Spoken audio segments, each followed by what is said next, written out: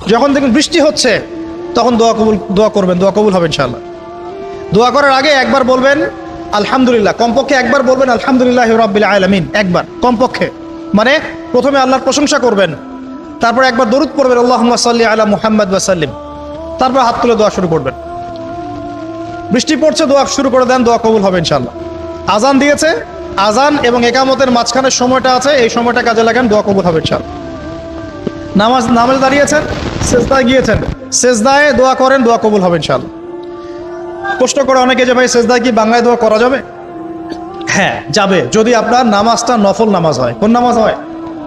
ফরজ নামাজে করবেন না, নফল নামাজে করতে পারেন ইনশাআল্লাহ। সেজদায় বান্দা আল্লাহর সবচেয়ে কাছাকাছি থাকে, এই সময়ে বেশি বেশি দোয়া করতে রাসূল সাল্লাল্লাহু আলাইহি ওয়াসাল্লাম তাগিদ দিয়েছেন। দোয়া করলে ডাইরেক্ট কবুল হবে ইনশাআল্লাহ। পিতা মাতার খেদমত করে দোয়া করেন, দোয়া কবুল হবে ইনশাআল্লাহ।